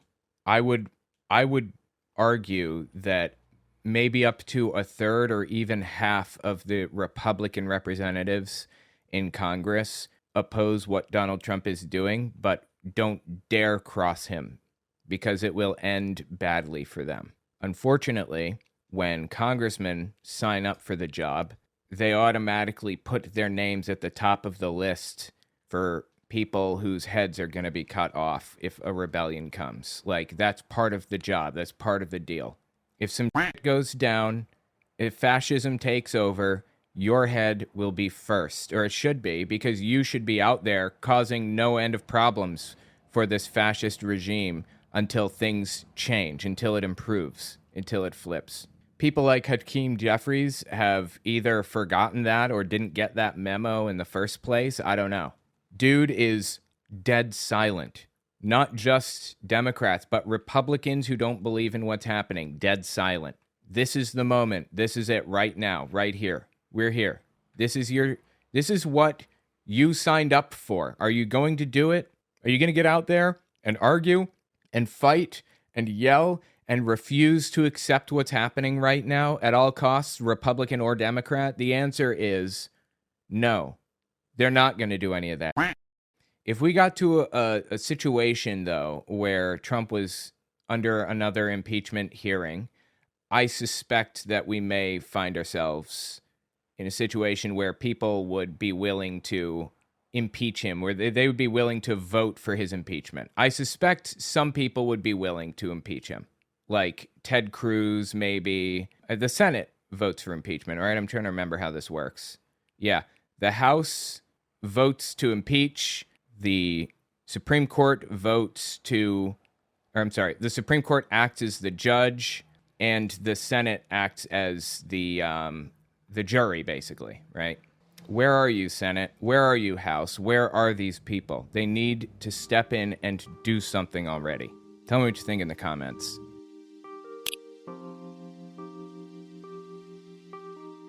We'll be right back. Don't forget to check out my Patreon. Also, take a look at my website, owenmorgan.com. I just finished writing a book titled Was Hitler an Atheist? It talks about religions during the Third Reich and how they work together. Catholics, Jehovah's Witnesses, and Protestants. And I even address the lies told by the evangelical world about Bonhoeffer. It's on Audible and Amazon.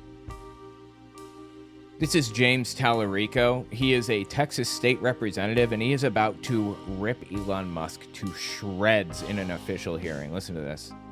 Elon Musk is a Texas resident. So would he theoretically be eligible to apply for these funds? They're talking about school vouchers.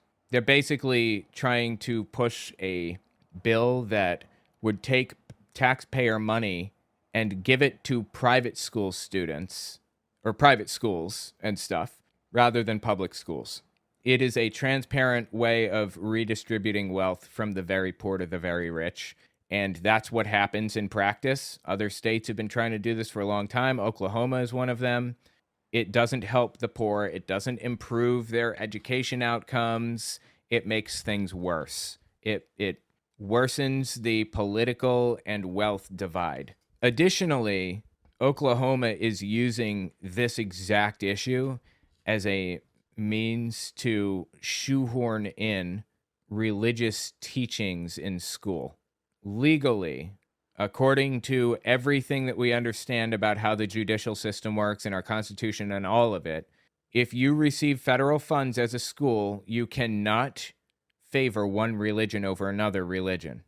You want Bibles in there, fine, but you have to make sure people are also allowed to hand out Qurans or atheist handbooks or whatever.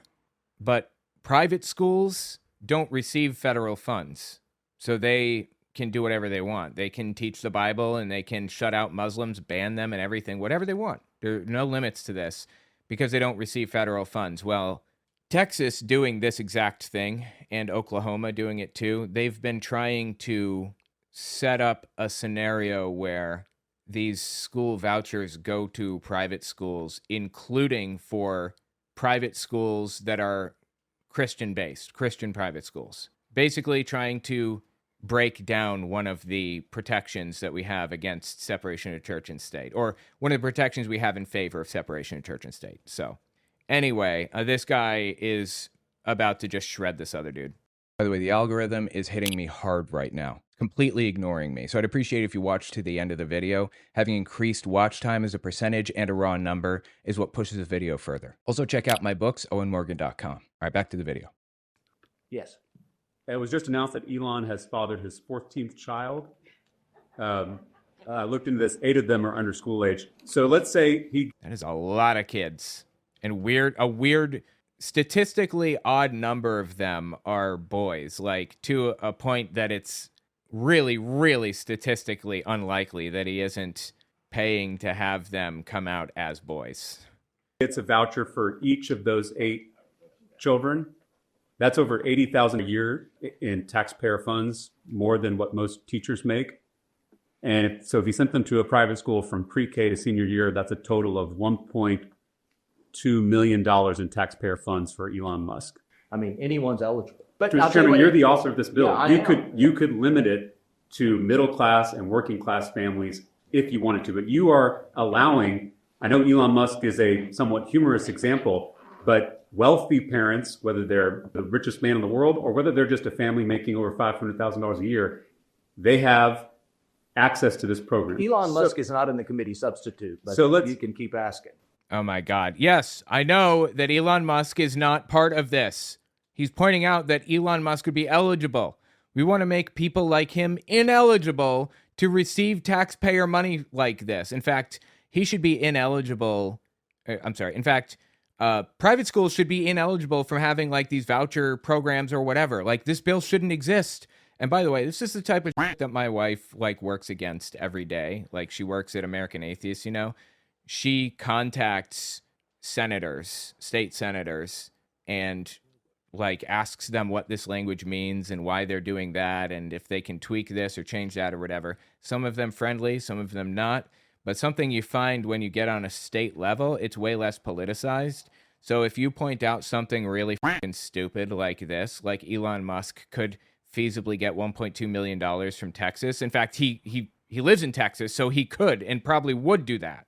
If you call them or email and point this out as a lawyer, a lot of the time they'll just change it. They're like, you're right. Even the Republicans will be like, that's really stupid. You're right. But some of them are transparently partisan scumbags who are doing whatever it takes to increase the wealth divide between the rich and the poor in the United States, basically. When you look at Florida, 70% of the users of their voucher program were people who already had their kids in private school. In Arkansas, it was 95%. And so we don't need to be improving private schools, funding private schools more. We need to be funding public schools more. Why would we be funding private schools? I don't understand what the point is.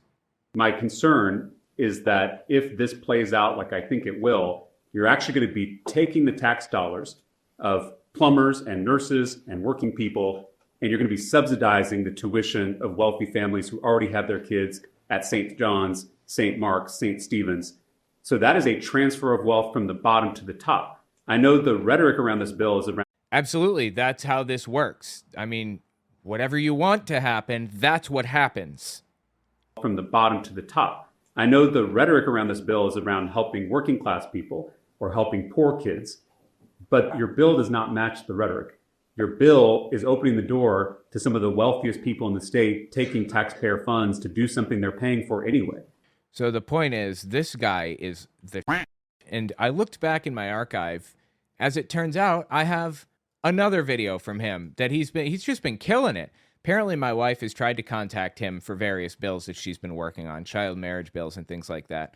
And he has not responded to her, surprisingly. Most of them do. Most senators and stuff will respond, but I don't know why his office isn't. Anyway, this one is from late January 2024. Check this out. Texas Republicans trying to force schools to display 10 commandments in classrooms. And I say this to you as a fellow Christian. Representative, I know you're a devout Christian, and so am I.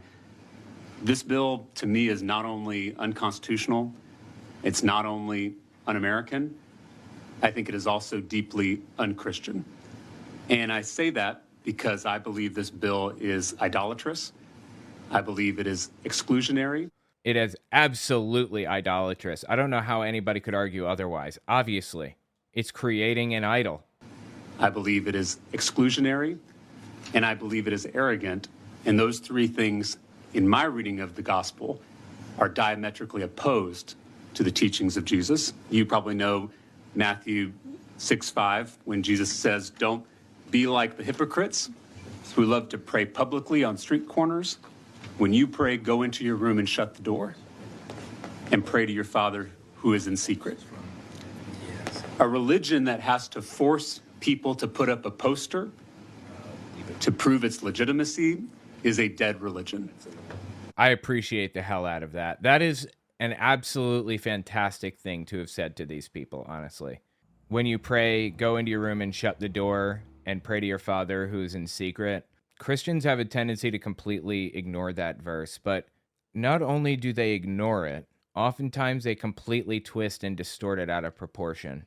They will reinterpret that verse to be something like, Jesus said that you can do that, but he didn't say that you must do that. He said you can go to your room and pray in secret and all this. And it's like, what is wrong with you? Really? What's wrong with you? How could you possibly say shit like this with a straight face and claim to be a Christian? These people are absurd human beings. A poster to prove its legitimacy is a dead religion. And it's not one that I want to be a part of. It's not one that I think I am a part of. You know that in Scripture it says faith without works is what? Dead. Is dead. My concern is instead of bringing a bill that will feed the hungry, clothe the naked, heal the sick, we're instead mandating that people put up a poster. Literally, commands from Jesus that you must take care of the poor and downtrodden and everything.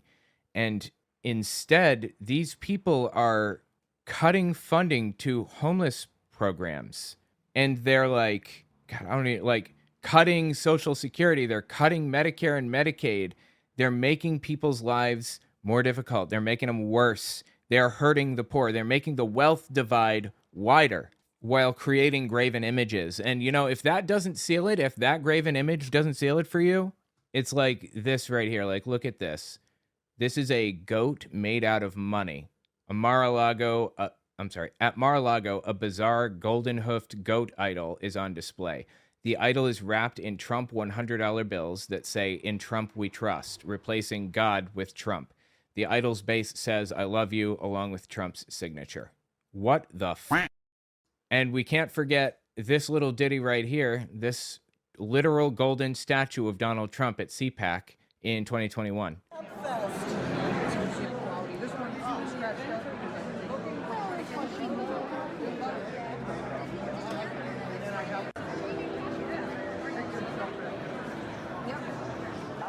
Your boy.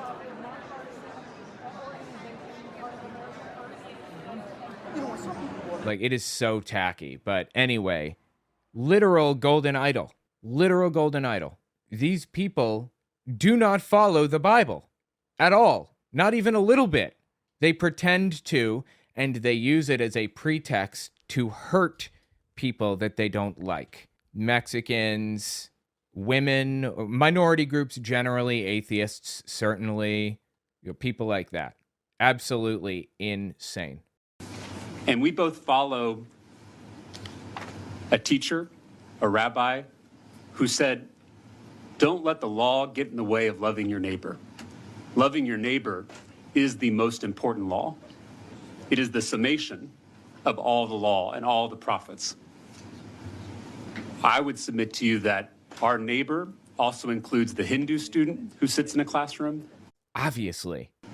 The Buddhist student who sits in a classroom, and an atheist student who sits in a classroom. And my question to you is, does this bill truly love those students? Is obviously a brazen attempt to force others to impose your religious beliefs on others. I'm going to go a different direction than I think you're trying to lead me. It's not leading you anywhere. He's saying you are idolizing like an object, literally breaking the commandments. Additionally, you are not following Jesus' expectations by helping people. God, it's like she's pretending it's some kind of a trick. And that is that a very great wrong was done in our classrooms with that 1980 decision. I think she's talking about prayer in public schools. I could be wrong. I believe she's talking about when it was decided that they're not legally allowed to force students to pray with them. Like, they're not legally allowed to lead students in prayer. Students are allowed to pray. Teachers are allowed to pray. They cannot lead them in prayer. Time on this committee that we try to teach students values like empathy or kindness, we're told we can't because that's the parents' role. Every time on this committee that we try to teach basic sex education to keep our kids safe, we're told that's the parents' role. But now you're putting religious commandments, literal commandments, in our classrooms, and you're saying that's the state's role. Why is that not the parents' role? Dude, this guy's killing it, honestly. That Oh, you don't have much of an answer now, do you? Stumble over your words much? That's really an interesting rabbit trail that you've gone Rabbit trail, she says. on with that. Would you be comfortable with adding language to receive parental consent from all the parents of students in the classroom before putting it up? I would not. Wow, look at that. Color me surprised and knock me over with the feather. She doesn't want that, huh? How about that? Classroom before putting it up? I would not. I am, again, going to keep it clean as it came over. So you don't want parental consent when it comes to students receiving religious commandments? Because it's not about parental rights, as they love to frame this stupid. It's about imposing their beliefs on others. I don't believe that. I think that these are foundational to being a good citizen. Do you believe schools are for education and not? I'm sorry. She says that the commandments are foundational to being a good citizen. No, they're not, actually, in any way, shape, or form. They have nothing to do with being a good citizen. I mean, just for laughs, let's just kind of scroll through them. Let's see. What are these things you need to do to be a good citizen? Church of Jesus Christ, okay? Thou shalt have no other gods before me. You have to be a Christian and worship only Yahweh to be a good citizen? Atheists, Buddhists, or whatever other denomination you want to believe in or whatever, those cannot be good citizens? Those are necessarily bad citizens, or on average are worse citizens than Christians? No, that's not true at all. Number 2, shall not make unto thee any graven image. Well, that's right out the window, I guess, isn't it? That's like what they're doing here, seems to me. That has nothing to do with being a good citizen. Number 3, thou shalt not take the Lord of thy God in vain. What does that have to do with being a good citizen exactly? I'm lost. Number 4, remember the Sabbath day to keep it holy. How is that connected to being a good citizen again? Number 5, honor thy father and thy mother. Okay, well, that's one, I suppose, that we got to. But I think that we can tell students to listen to your parents, whether they're Christian or not. Number 6, thou shalt not kill. You don't need to be Christian to know that. Every single culture throughout history has had some regulation or some bans or bars against murder. Some restrictions is the word I was looking for. Every culture throughout history has had restrictions on murder. Number 7, thou shalt not commit adultery. I should be allowed to do whatever the fuck I want, right? If I want to commit adultery, shouldn't I be allowed to? You're going to tell me you're going to put me in jail because I cheat on my wife or something? Number 8, shall not steal. Again, literally every single culture throughout history has had some regulation about stealing. That's not unique or helpful or valuable at all. But okay, you know what? You want to put it on a poster? Obey your parents. Don't murder. Don't steal. We'll take those 3. And then we've got 9. Thou shalt not bear false witness against thy neighbor. Don't lie. Is another one. That's number 4 that we'll put on this poster. 10, thou shalt not covet. Well, that's just kind of the basis of our entire economic system, isn't it? What the f*** are we supposed to do if we're not allowed to covet anymore? Do you want to become communist? Or what? We're certainly not going to be capitalist anymore. She's completely full of shit. Every word out of her mouth is a lie right now. Because we know what she's shooting for. She's trying to impose her religious beliefs on others and pretending that it's a public good. Give it a rest. Anyway, tell me what you think about this in the comments. These people are just jokes. And I really appreciate this dude, James Talarico. I appreciate what he's doing, and I hope to see more from him in the future, honestly. I don't know much more than what I've learned so far about him, but he is definitely somebody that I would be willing to support, just based on what I know right now for president, or for higher office anyway. Tell me what you think.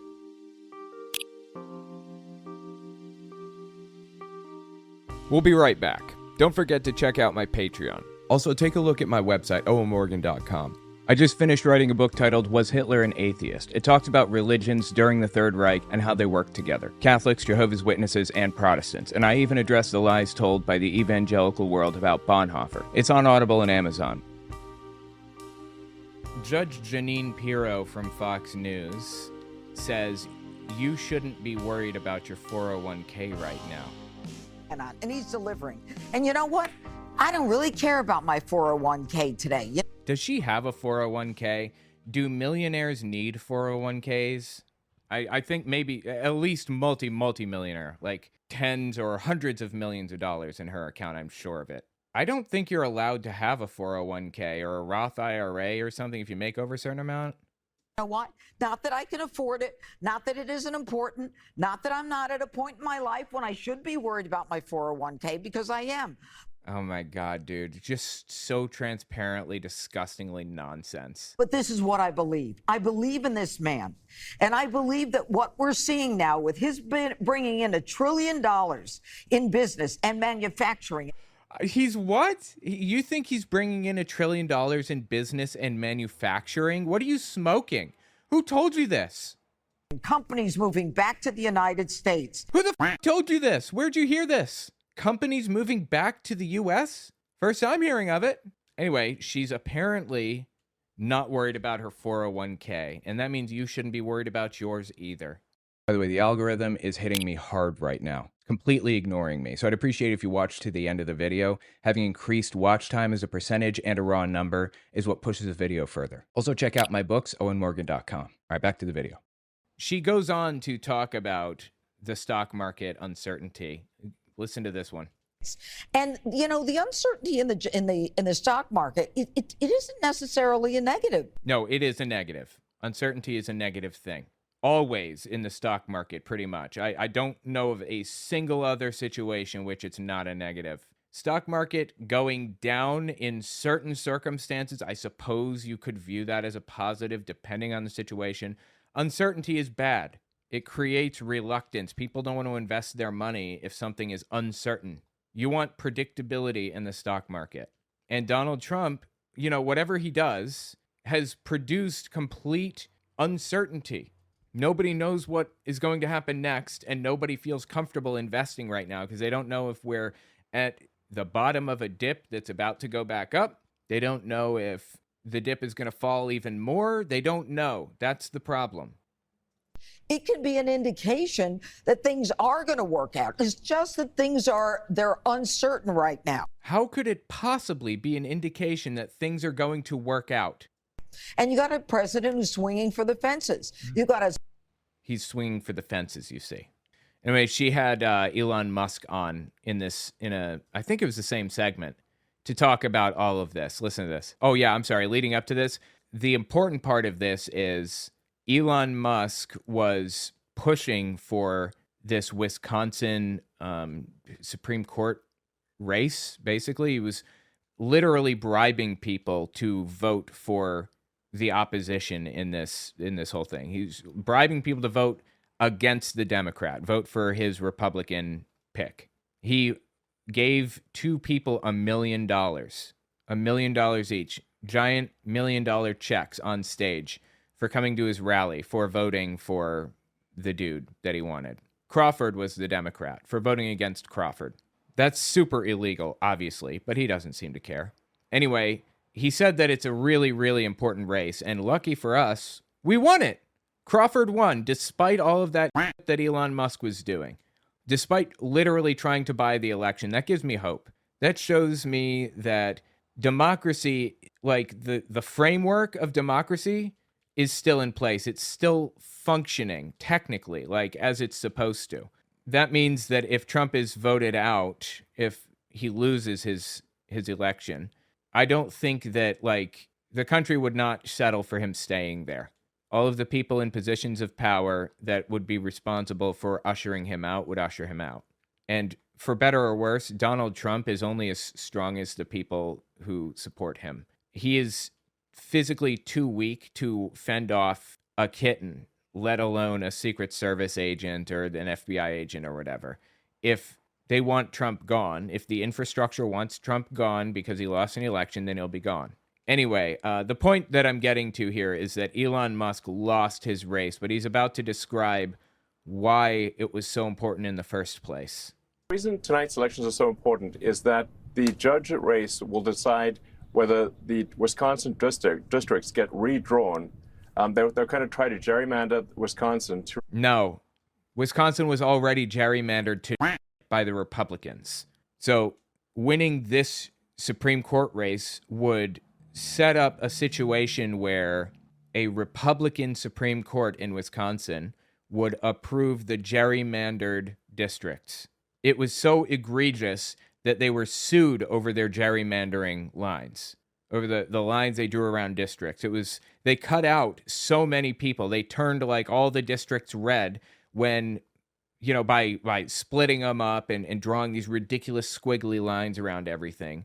When if they were just kept as they were, people wouldn't have lost their voice. So the case went to the Supreme Court, and this election is what decided how that was going to play out. So now, presumably, the Wisconsin Supreme Court's going to throw out the gerrymandered trash. The districts are going to be redrawn more fairly, and Wisconsin they won't be disenfranchised by all the gerrymandering. Good news. Democracy is still functioning technically. Removed 2 Republican seats. And as you know, they removed 2 Republican seats. No, Republicans drew the lines, right? Am I wrong here? Hold on. Let me just verify this. Hold on. Wait, no, it was the Democrats redistricting. The decision not to hear the congressional challenge comes after the court in December ordered new legislative maps. Let me pull it up and we'll look. This is on Politico. The liberal-controlled Wisconsin Supreme Court on Friday, this is March 1st when this article came out, rejected a Democratic lawsuit that sought to throw out the battleground state's congressional maps, marking a victory for Republicans who argued against the court taking up the case. I see. The decision leaves the state's current congressional district boundaries in place for the November election. I see. So it was gerrymandered to by Republicans. And Democrats tried to redraw the district to be more fair, and the Supreme Court wasn't going to hear it, basically. But since Crawford won, now they will hear the case, and it will be more fair. The Republican-controlled legislature, out of fear that the court would order maps even more unfavorable to Republicans, passed ones drawn by Democratic Governor Tony Evers. He signed those into law on February 19th and urged the court to take up the congressional map challenge. So anyway, that's the situation. Now that Democrats have won that seat, people will not be disenfranchised by Republican gerrymandering. The House is currently Republican by a razor-thin margin, which means that losing this judge race has a good chance of causing Republicans to lose control of the House.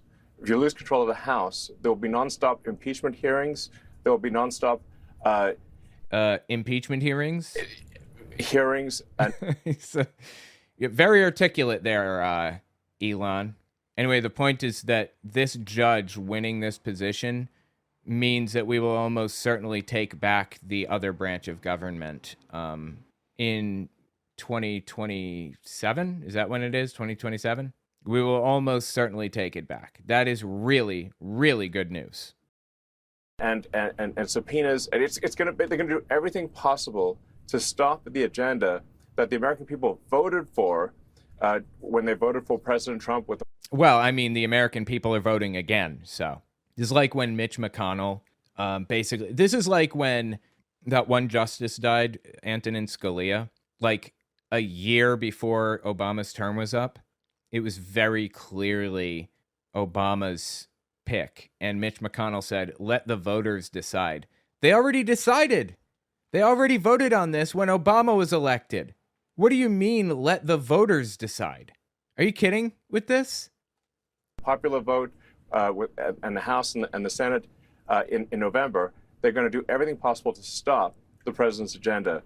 Right. So if people vote again and choose a Democratic House and Senate, then the people have decided that they don't want this stupid fucking agenda that Donald Trump is shoving down people's throats. It's not even an agenda. It's just pure unadulterated corruption. Anyway, yeah, just disgusting, dude. Like, I don't know what is wrong with this guy. I don't know what's wrong with Jeanine Pirro. She was a judge. Unironically, really, she was a judge. How is she so empty that she is willing to flagrantly lie and twist around like that? Like, that is vile. That is vile. Anyway, tell me what you think about it in the comments. Just disgusting, honestly. I'm so glad that we won that seat.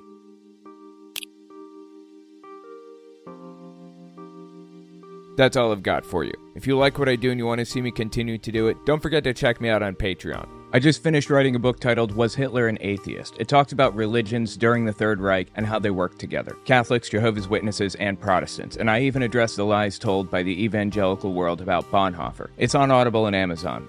Okay, thanks for watching, guys.